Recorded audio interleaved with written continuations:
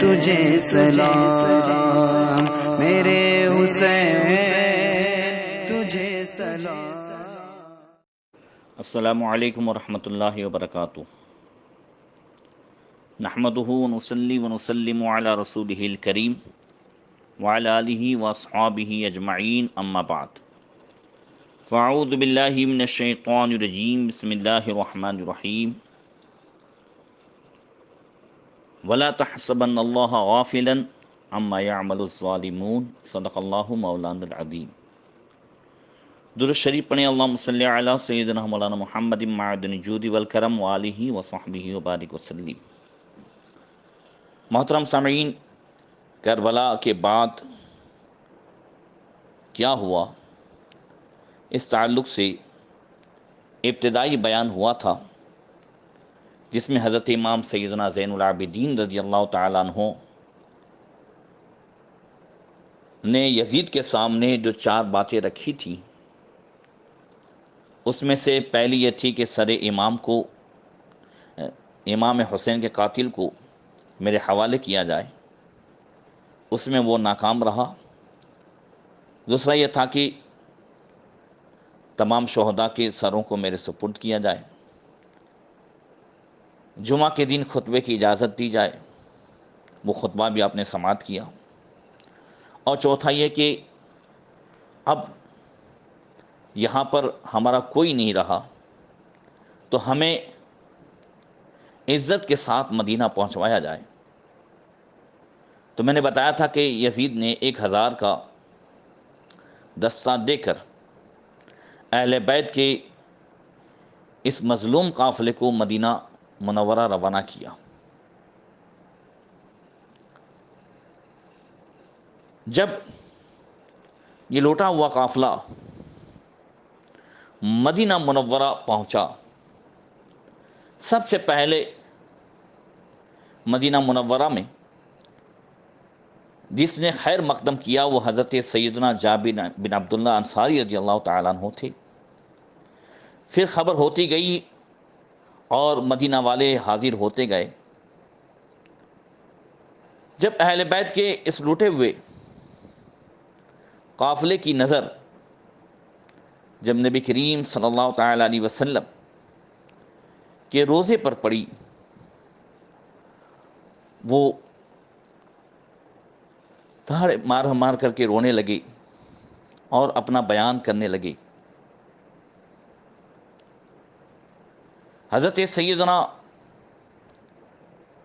محمد حنیف، جنہیں محمد بن حنفیہ کہتے ہیں، وہ بیمار تھے۔ یہ آواز دردناک سن کر وہ بھی باہر آئے، نقاہت سے بالکل چور تھے۔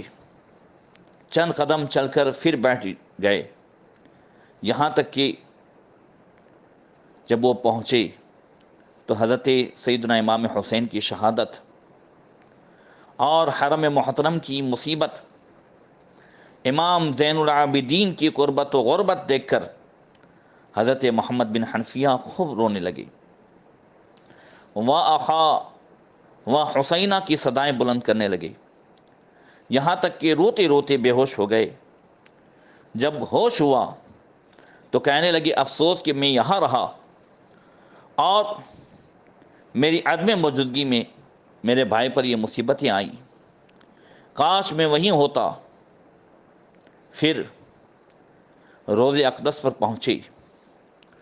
حضرت سیدنا امام زین العابدین رضی اللہ تعالیٰ عنہ نے چند اشعار میں بارگاہ رسالت میں یہ اپنی رداعت سنائی۔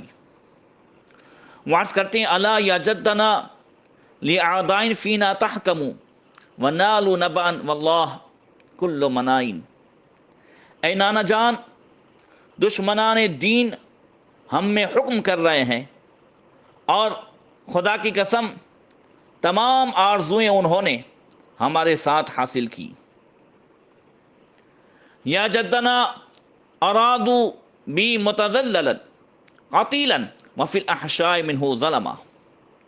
اے نانا جان، دشمنوں نے ہمارے پدر بزرگوار کو بہت ہی دردناک انداز سے شہید کیا اور وہ بھوکے اور پیاسے شہید ہوئے۔ وَقَدْ رَفَعُوا رَأْسًا لَهُ فَوْقَ ذَيْلِ كَمَا الْبَدْرُ يَشْرُقُ فِي عُلُوِّ السَّمَاءِ، اور ان کا سر کاٹ کر نیزوں پر بلند کیا جیسے ماہ کامل چمکتا ہے آسمان کی بلندی میں۔ وَعَادُوا عَلَيْنَا يَنْهَبُونَ قَيَامَنَا وَقَدْ صَلَبُونَا مَا لَنَا مِن نَصْرٍ، اور انہوں نے ہم پر ظلم و ستم کیا اور ہمارے خیمے لوٹ لیے اور ہمارا مال و اسباب چھین لیا، اس حال میں کہ ہمارا بظاہر کوئی مددگار نہیں تھا۔ وَقَدْ حَمَلُونَا ظُهُورَ جَمَالِهِمْ بِغَيْرِ وَطَايَا حَدُّنَا وَغَطَا، اور انہوں نے ہمیں سوار کیا اپنے اونٹوں کی ننگی پیٹھوں پر بغیر آسانی کے اور بغیر کسی کپڑے کے، اور جگہ جگہ ہمیں گھمایا۔ وَطَاقُوا بِنَا شَرْقَ الْبِلَادِ غَرْبَهَا جَمِيعُهُمْ يَهْجُونَنَا بَهْجًا، اور مشرق و مغرب کے شہروں میں ہمارے ساتھ گشت کی تاکہ خوب ہماری ہجو اور توہین کریں۔ آتوا بنا دمشق نحو یزیدہم وواقفونا بین یدی السما، وہ ہمیں یزید کے پاس مقام دمشق میں لائے اور ہمیں اس کے سامنے برابر کھڑا کیا۔ پھر یزید نے کیا کیا؟ وقال انا بکم نلت کل مقصد بقتل اخیکم قد بلغت ہونا، اور یزید نے کہا میں نے تمہارے ساتھ اپنا مقصد حاصل کر لیا اور تمہارے برابر معظم کے قتل سے مجھے شادمانی حاصل ہوئی۔ وقد رام قتلی کی یقطع نسلها وذی عمتی صاحت لغیر منا وصاح به کل الحضور جمعهم فقال دعوت ذا من الطلقاء، اور یزید نے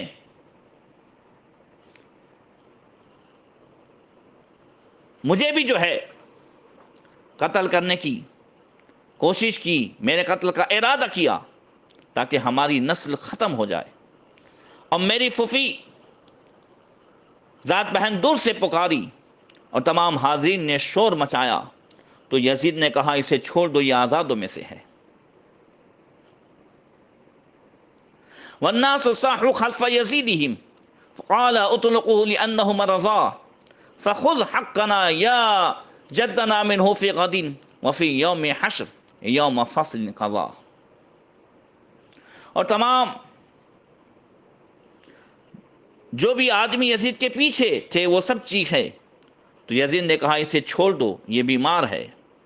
اس کے بعد امام زین العابدین کہتے ہیں نانا جان، اس سے کل قیامت میں ہمارا حق لیجئے اور کل حشر میں فیصلہ، جو فیصلے کا دین ہے وہ فیصلہ فرمائیے۔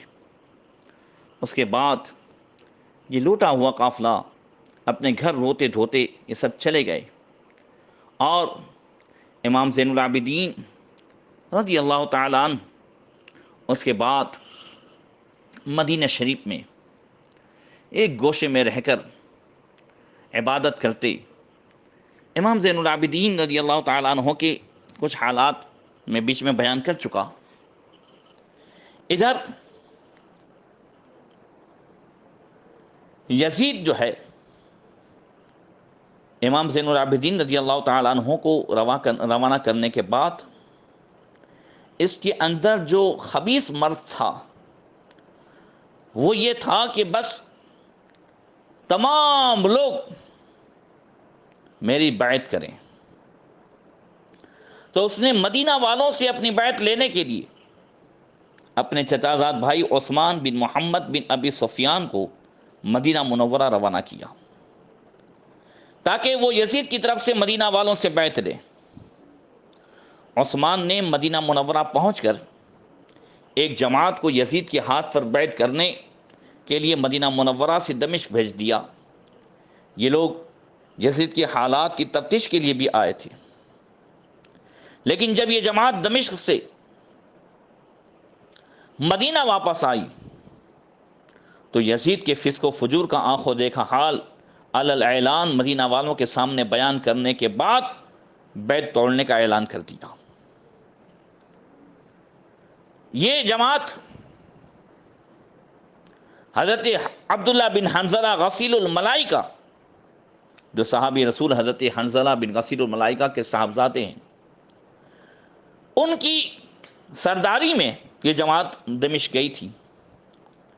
جب یہ جماعت دمشق گئی تو یزید نے ان سب کی بہت مہمان نوازی کی، خوب آہو بھگت کی، سب کو بہت انعام و اکرام سے نوازا۔ یزید پولیٹیکل آدمی تھا، مگر انہوں نے مدینہ شریف آ کر صاف صاف بتایا کہ اے لوگو، ہم جو ہے یزید کے پاس گئے، یزید نے ہماری مہمان نوازی میں کوئی کمی نہیں کی، مگر ہم جس کے پاس سے آ رہے ہیں وہ شخص کیسا ہے؟ اور جو بیعت توڑی تو اس پر حضرت عبداللہ بن حنظلہ غسیل الملائکہ نے صاف صاف فرمایا۔ وہ کہتے ہیں واللہ ما خرجنا علی یزید حتی خفنا ان نرمی حجارۃ من السماء ان الرجل ينکح الامہات والاخوات ویشرب الخمر ویدع الصلوات۔ اللہ کی قسم، ہم نے یزید کی بیعت اس وقت توڑی اور یزید کے خلاف ہم اس وقت نکلے کہ ہمیں ڈر لگنے لگا کہ کہیں ہم یزید کے ہاتھ میں ہاتھ دے کر بیٹھے رہے تو کہیں اس کی برائیوں کی وجہ سے آسمان سے پتھروں کی بارش عذاب کی شکل میں ہم پر بھی نہ آ جائے۔ پھر یزید کے حالات اور اس کے کرتوت بیان کرتے ہوئے حضرت عبداللہ بن حنظلہ فرماتے ہیں کہ یہ وہ شخص ہے کہ جس نے ماؤں اور بہنوں کے ساتھ نکاح کو حلال کر دیا، شراب پیتا ہے، نمازوں کو چھوڑتا ہے اور دوسری بہت ساری برائیوں میں مبتلا۔ لہذا مدینہ والوں نے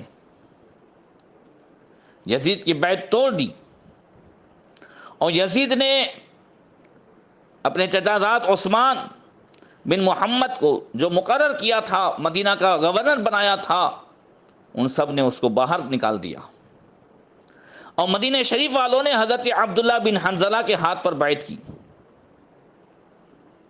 اس پر حضرت سیدنا منذر بن زبیر، عبداللہ بن زبیر کے بھائی، زبیر بن عوام رسول اللہ صلی اللہ علیہ وسلم کے پھوپھی زاد کے بیٹے، ان کے یہ صاحبزادے حضور کی پھوپھی کی پوتے حضرت عبداللہ بن حنظلہ کے پاس آئے اور کہا کہ امام زین العابدین کے ہوتے ہوئے بیعت لینے کا حق تمہیں کیسے پہنچ گیا؟ یہ تو ان کی شان ہے، ان کے شان کے لائق ہے۔ چنانچہ حضرت عبداللہ بن حنظلہ نے اپنی اس کوتاہی کا اعتراف کیا اور اجل صحابہ کی ایک جماعت کو لے کر حضرت امام زین العابدین رضی اللہ تعالیٰ عنہ کی خدمت بابرکت میں حضرت عبداللہ بن حنظلہ حاضر ہوئے۔ حضرت امام زین العابدین نے دریافت فرمایا کہ مجھ جیسے مصیبت زدہ مظلوم کے پاس آپ حضرات کس لیے تشریف لائے ہیں؟ حضرت عبداللہ بن حنظلہ آگے بڑھے اور تفصیل سے آنے کا مقصد بیان کرنے کے بعد عرض کیا کہ حضور، ہم لوگ کوفی نہیں ہیں، ہم تو آپ کے جد امجد کی وفا شعار غلام ہیں، ہم میں صحابہ بھی ہیں اور صحابہ کی اولاد بھی ہیں، ہم اپنی جانیں آپ کے قدموں پر قربان کرنے کا عہد کرتے ہیں، لہذا ہم غلاموں کی تمنا ہے کہ حضور اے امام زین العابدین آپ اپنا دست اقدس بڑھائیں تاکہ ہم سب آپ کے مبارک ہاتھ پر بیعت کریں اور جان فروشی کا عہد کریں۔ یہ سننا تھا کہ حضرت امام زین العابدین رضی اللہ تعالیٰ عنہ کی آنکھوں سے آنسوں کی چھڑی لگ گئی، آنسوں کی جڑی لگ گئی اور فرمایا خدا را، اب یہ بیعت و خلافت کا تذکرہ میرے سامنے نہ چھیڑو، کہیں ایسا نہ ہو کہ دل کے یہ زخم پھر ہرے ہو جائیں، پھر خون کی دھار پھٹ پڑے۔ میرے زخمی دل میں اب کسی نئے زخم کی گنجائش نہیں ہے۔ کربلا کا ایک ایک منظر ہر وقت میرے سامنے ہے، پس اب میں نے اس ذات سے اپنا معاملہ کر لیا ہے جو بے وفا نہیں۔ میں کہہ رہا ہوں وہ سن رہا ہے، میں اپنے دل کے زخموں کو اسے دکھا رہا ہوں وہ دیکھ رہا ہے۔ میں نے اپنا تعلق اللہ سے جوڑ لیا ہے، اس کے در کے ایک سجدے شوق پر ہزاروں تخت و تاج قربان۔ خدا را اب مجھے اس در سے ہٹانے کی کوشش نہ کرو، میرا دل بہت دکھی ہے، اب اسے اور نہ دکھاؤ۔ جب صحابہ کرام نے اور زیادہ اصرار کیا تو حضرت امام زین العابدین نے فرمایا اگر میرا اس مدینے میں رہنا آپ لوگوں کو پسند نہیں تو آج ہی میں اس غریب و مظلوم خاندان کو ساتھ لے کر کہیں ایسی جگہ چلا جاؤں گا جہاں کوئی میرا غم دوبارہ تازہ نہ کر سکے۔ صحابہ کرام نے اور تابعین نے جب یہ کیفیت دیکھی تو سب خاموش ہو گئے، اور حضرت عبداللہ بن حنظلہ کی بیعت بدستور باقی رہی۔ یزید چونکہ جانتا تھا کہ جب تک امام حسین رضی اللہ تعالیٰ عنہ کا وجود مبارک باقی ہے میری فاسقانہ فاجرانہ تمناؤں کو آزادی نصیب نہیں ہو سکتی، اس لیے نواسی رسول میری کج روی اور بے راہ روی کو کسی قیمت پر برداشت نہیں فرمائیں گے، لہذا کربلا کی سرزمین پر ظلم و ستم کا پہاڑ ڈھا کر کے امام حسین اور آپ کے ساتھیوں کو شہید کرنے کے بعد اب اس کی خوشی کی انتہا نہیں تھی، اور امام حسین کی شہادت کے بعد یزید جو ہے خوب کھل کر کے سامنے آیا، اس کی برائیاں یہ اب جو ہے عروج کو پہنچ گئی، زنا کاری، لواطت، حرام کاری، بھائی بہن کا بیاہ، سود، شراب بالاعلان جو ہے رواج پا گئے۔ جہاں تک اس کی شقاوت اپنے جوہر دکھا سکی، گناہوں جرائم کے جتنے گل کھلا سکی اس میں کوئی کسر باقی نہیں چھوڑی۔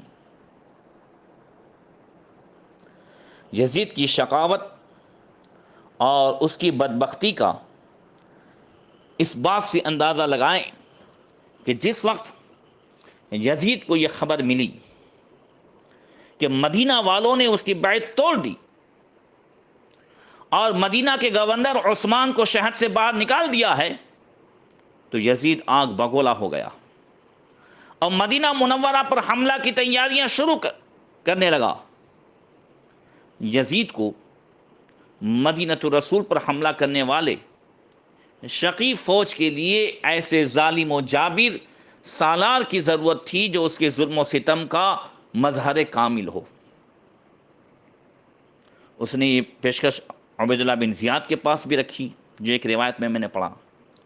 عبیداللہ بن زیاد نے انکار کر دیا، کہا نواس رسول کی شہادت اور مدینہ رسول پر حملہ دونوں گناہ ایک ساتھ میں نہیں لینا چاہتا۔